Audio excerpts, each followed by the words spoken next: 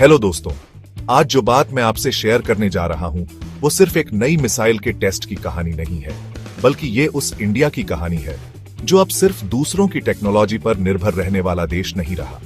ये कहानी है उस भारत की जो आज दुनिया को आंखों में आंखें डालकर कह सकता है, हम भी बना सकते हैं वो सब कुछ जो कभी सिर्फ सुपर पावर की पहचान हुआ करता था। और इस बार बात हो रही है ETLDHCM की, भारत की पहली इंडिजेंसली डेवलप्ड हाइपरसोनिक क्रूज मिसाइल की। नाम भले थोड़ा टेढ़ा लगे, लेकिन इसका मतलब बहुत सीधा और खतरनाक है। इसका मतलब है एक ऐसी मिसाइल जो आवाज की स्पीड से 8 गुना तेज यानी मैच 8 की रफ्तार से उड़ती है, यानी करीब 11,000 किलोमीटर प्रति घंटा, और दुश्मन के किसी भी अड्डे को महज कुछ मिनटों में तबाह कर सकती है। और दोस्तों, इस पूरी तकनीक के पीछे जो कोड नेम रखा गया है, प्रोजेक्ट विष्णु, वो अपने आप में बहुत कुछ कहता है। विष्णु यानी पालक, यानी प्रोटेक्टर, और यही मकसद है इस प्रोजेक्ट का, भारत की सुरक्षा को एक नई ऊंचाई तक ले जाना। सबसे पहले बात करते हैं हाइपरसोनिक टेक्नोलॉजी की। दुनिया में आम मिसाइलें 3 कैटेगरी में आती हैं। सबसोनिक जैसे टोमाहॉक, मैच 0.8 सुपरसोनिक जैसे ब्राह्मोस, मैक 2 से मैच 3। अब सोचिए, अगर कोई हथियार मैक 8 की स्पीड से उड़ रहा है, यानी 1 घंटे में दिल्ली से टोक्यो पहुंच सकता है, तो उसे रोकना किसी भी देश के लिए एक डरावना सपना होगा। हाइपरसोनिक मिसाइल्स 2 तरह की होती है। पहली हाइपरसोनिक ग्लाइड व्हीकल और दूसरी हाइपरसोनिक क्रूज मिसाइल। भारत की यह मिसाइल ETLDHCM एक क्रूज मिसाइल है जो हवा में लंबा रास्ता तय करती है और फिर टारगेट पर अचूक वार करती है, और यह पूरी तरह स्वदेशी तकनीक पर बनी है। अब बात करते हैं इस मिसाइल की खूबियों की। इसकी रेंज करीब 1500 किलोमीटर है। स्पीड है मैक 8 यानी 11,000 किलोमीटर प्रति घंटा। सटीकता की बात करें तो 1 मीटर से भी कम CP है, मतलब लगभग निशाने पर ही लगती है। इसका गाइडेंस सिस्टम भी खास है। इसमें AI पावर्ड नेविगेशन, GPS और इनर्शियल सिस्टम तीनों का इस्तेमाल होता है। और वॉरहेड कैपेसिटी की बात करें तो ये कन्वेंशनल और न्यूक्लियर दोनों तरह के हथियार ले जा सकती है। और सबसे बड़ी बात, ये मिसाइल इतना तेज है कि दुनिया की कोई भी मौजूदा एयर डिफेंस सिस्टम, चाहे वो अमेरिका की थियाड हो, रूस की S-400 या इजराइल की आयरन डोम, इसे ट्रैक भी नहीं कर सकती। अब सोचिए, अगर भारत इस टेक्नोलॉजी में इतना आगे निकल गया है, तो क्या अब वाकई हम सुपर पावर बनने के करीब हैं?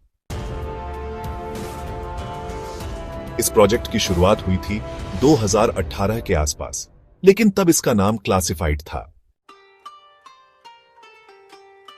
DRDO, HAL और BHL, इन तीनों की टीमों ने मिलकर इस पर काम करना शुरू किया।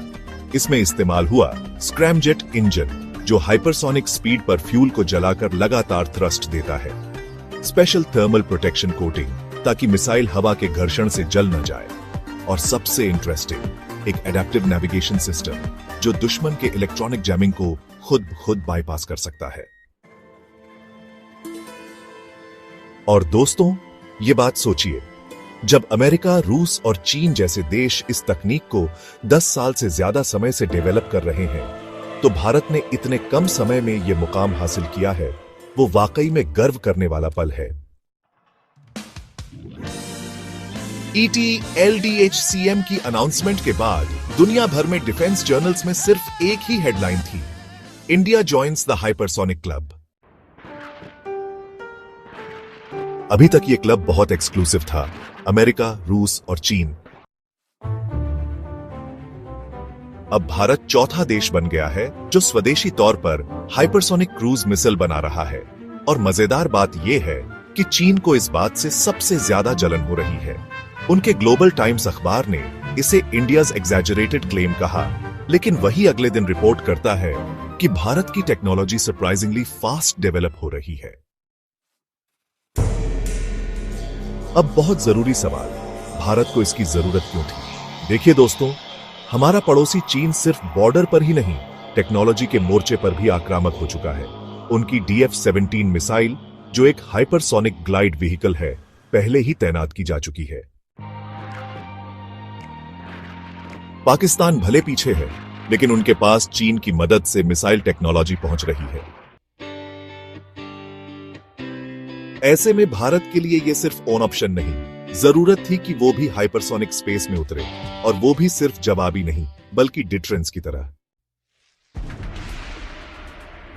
रिपोर्ट्स के अनुसार ETLDHCM का पहला फुल स्केल फ्लाइट टेस्ट अगले कुछ महीनों में होने वाला है, और इसकी लोकेशन है APJ Abdul Kalam island, Odisha. DRDO का टारगेट है कि इसे 2026 तक ऑपरेशनल स्टेटस में लाया जाए। अगर यह टेस्ट सफल रहा तो भारत दुनिया की सबसे तेज क्रूज मिसाइल का मालिक बन जाएगा, और तब कोई दुश्मन हमारी ओर आंख उठाकर भी नहीं देखेगा। नहीं दोस्तों, हाइपरसोनिक टेक्नोलॉजी सिर्फ हथियारों तक सीमित नहीं है। ये civilian aerospace programmes, supersonic transportation और सैटेलाइट लॉन्च सिस्टम्स जैसे क्षेत्रों में भी काम आ सकती है। इन सब जगहों पर इसका इस्तेमाल किया जा सकता है, यानी ये सिर्फ एक मिसाइल नहीं, एक होल इकोसिस्टम है, जो भारत के विज्ञान, इंडस्ट्री और रोजगार के लिए एक बड़ी छलांग साबित हो सकता है। तो दोस्तों, जब अगली बार कोई कहे कि India is still a developing country, तो उसे यह वीडियो दिखा देना। क्योंकि जिस देश के वैज्ञानिक सिर्फ 6-7 सालों में हाइपरसोनिक क्रूज मिसाइल बना सकते हैं, वो किसी से पीछे नहीं है।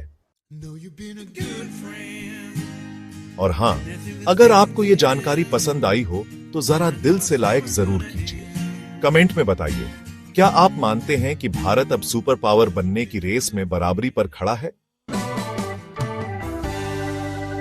और यार, अगर आपने अब तक सब्सक्राइब नहीं किया है तो सच में छूट जाएगी ऐसी इंसाइटफुल जानकारी। कर दो यार सब्सक्राइब, और साथ में बेल आइकन भी दबा देना। भारत बदल रहा है, और अब वो वक्त दूर नहीं जब दुनिया बोलेगी ये नया इंडिया है, और इससे पंगा लेना महंगा पड़ेगा। जय हिंद।